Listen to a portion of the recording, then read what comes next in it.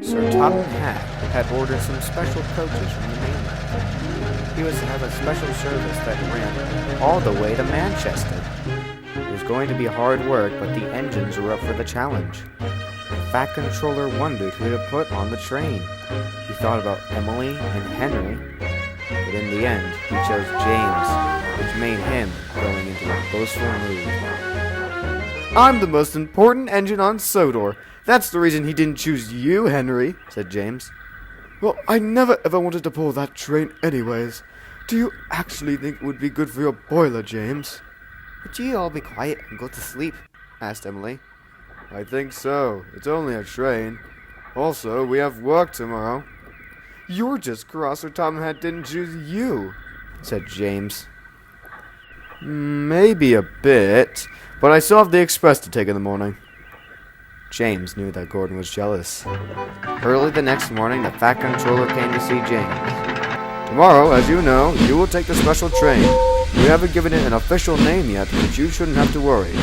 Normal stops at Crovan's Gate, Vickerstown, and Barrow-in-Furness will still continue, and I've persuaded British Railways to add coal and water stops along the line. And tomorrow, I know you'll like this, you will get a shiny coat of paint tomorrow." "Thank you, sir. I want to look good for my big event tomorrow." And he puffed away. "Is this full time, sir?" asked Henry. "No, I think I might get a diesel engine to do it sometimes. Or maybe you might be able to do the job sometimes." Henry was relieved, not only because the bragging would stop, but that multiple engines would be able to take the train. It was bright and early the next morning, and James's driver woke him up. "Wake up, James. We're going to the works to get you repainted." So quietly, James puffed out of the sheds and headed to the works. When he got there, he blew his whistle long and loud. It was so loud, it woke up the entire town of Crovan's Gate. "I'm ready for my new coat of paint!" James closed his eyes and dozed off.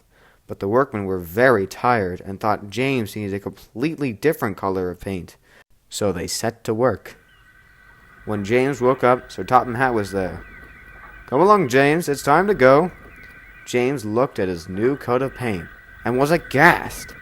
"Black? Black? But sir, I can't go in an undercoat like this. I want everybody to see my glamorous shiny red paint. Paint me red again now." "I'm afraid there's no time. You'll just have to go with black for now, James. I'm riding with you. Hurry along now." James was furious. At the station, everyone was waiting for James to come to the platform. Everybody was admiring the new coaches. They were painted in a beautiful orange, just like the coaches used at the beginning of the railway. Then, everybody saw James. When they did, they laughed. James was very red in the face and was not happy to see anybody. Henry laughed the most. "Oh, James, you look like a black monster." "Or a black demon. I wonder if he could be a gremlin. Could you fit in Gordon's firebox?" "Oh."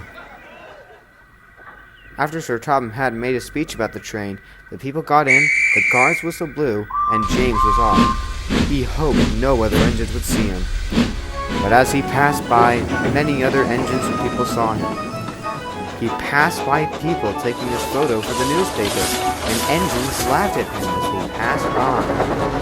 Even the diesels on the other railway laughed at him. James was very embarrassed by this. When he returned home, still red in the face, Henry and the other engines teased him. "How was your trip with the Black Demon?" "What? Me, Thomas and Henry named it after Thomas said you looked like a black demon?" James just rolled his eyes and went to sleep. But the name stuck on the coaches even after James was repainted. Even when the other engines took the train, the name remained. And now, the Black Demon coaches are taken on even longer journeys sometimes, and to James, he thought the idea was just silly.